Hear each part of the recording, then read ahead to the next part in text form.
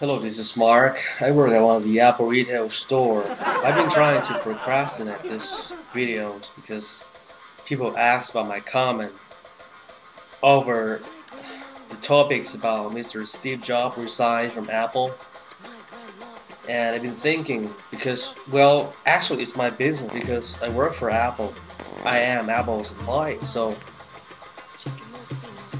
first thing first, I gotta say, as you can see right now, this is the picture of Mr. Steve Jobs. This picture has been taken, well, recently, probably around like 1 or 2 weeks ago, very news, and these pictures portray his overall health condition, his physical condition. Not so well, but he's still alive, he's not dead.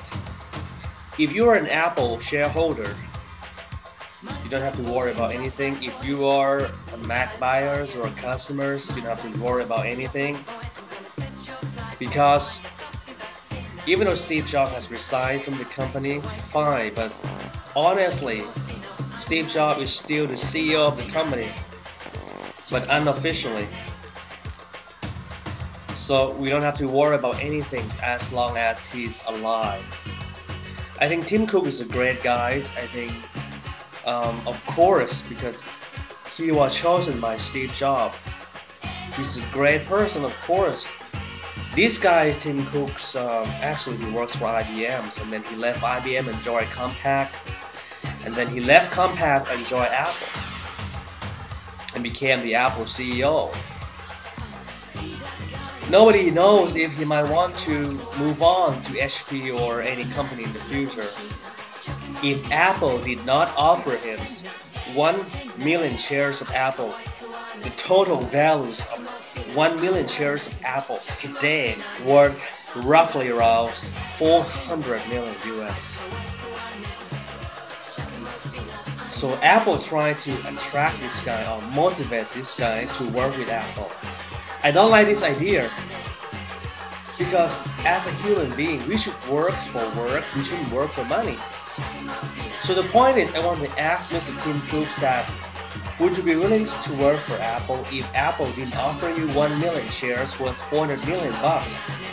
Would it be a different story? Because the thing is, Apple had determined some sort of obligations about these huge amounts of shares, because in order to get these amounts of share, Mr. Tim Cook must stay with Apple at least 10 years from now. He's in his early 50s.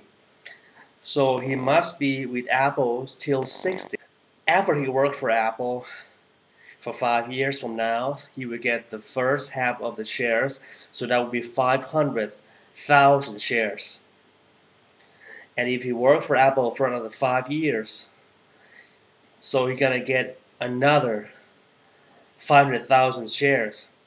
So the point is, why did Apple have to offer him these amounts of shares in order to motivate or attract him to stay with the company? This is not what I want to hear, because what I wanted to hear was Mr. Tim Cook's voluntarily want to work for Apple because he loved Apple. He got fed in Apple. Not because of the shares, not because of the money. Because there was another guy another founders of Apple, if you can recognize this guy, his name is Steve Wozniak. Of course, there is another hidden founders of Apple. His name is Forrest Gump. He got me invested in some kind of fruit company. So then I got a call from him saying we don't have to worry about money no more. And I said, that's good. His name is Forrest Gump. So the point is, well, I know Mr. Tim Cook is like, do you remember Bill Gates? Yes, correct. The guy named Steve Ballmer. He doesn't know things about IT and stuff, but he's a good manager. He went from Harvard, or for all I know, he was good in management area. And what about the Steve Jobs? Well, we got Tim Cook this time. So Steve Jobs said, well, he's been a very good manager. Anybody in the world can be a good manager, of course, if you read the books are called In Search of Excellence, written in 1982 by Tom Peters, or if you anybody can be a good manager in 1 minute. If you read a book called 1 Minute Manager, written by the guy named Kenneth Blanchard, or if you went to seminars from like Zig Ziglar or Brian Tracy, Anthony Robbins, any of those gurus, management gurus, or if you go to Stephen Covey seminars about the 7 habits for highly effective people, believe it or not, I've been through all of these seminars. I read all these books. So anybody can be a good manager, but none of those people can be a good visionary. In my life, I've seen two greatest visionary. The first one, his name was Walt Disney, who created the Disneyland. And secondly, I admire Steve Jobs. Okay, I admire Steve Jobs very much because he is a visionary. Apple without Steve Jobs is nothing. Because when he speaks on stage, I dare you one thing. You go back to the latest WWDC and you do me a favor. You see a guy named Scott Forstall, and he was talking about the iOS 5. You try to look into his eyesight, okay, and you see that so many times that he's trying to stare at the presenter note. He can catch up with the things that he wants to communicate. But when you listen to Steve Jobs never looked at anything, any presenter note. He spoke out from his mind. So the thing is, when you look in Steve Jobs' eye, you see passion in what he does.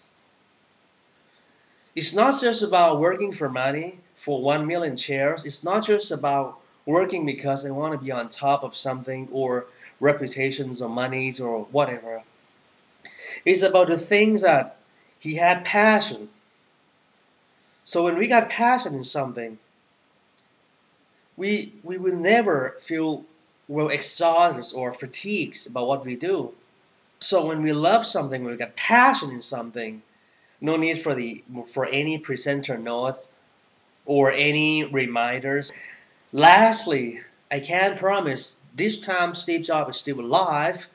So if you're a shareholder, if you're Mac customers, you have Apple employees like me, you don't have to worry about anything. But after Steve Jobs is gone, it's going to be another story. They can't promise what's going to happen, because there is a huge difference between a good visionary and a good manager. Managing is a sign. You read books, you're trying to learn very hard, and then you go to Harvard, Stanford, UCLA, any college about management. You got your MBA degree. But sometimes, oh, I almost forgot, there was another guy named Henry Ford. He produced the first T model. People trying to, and today people tend to buy those freaking cars from Japan, named Honda or Toyota. And I was laughing when I read a story about, lots of people, they drove Toyota and they got killed in Toyota car, and the company trying to call back those defected cars in the United States. No matter what kind of religions you are, please kindly leave your comment. I want you to bless for Steve Jobs' health to recover, because we need him, we need his vision, and we need his passion about Apple products. May Steve Jobs be with you.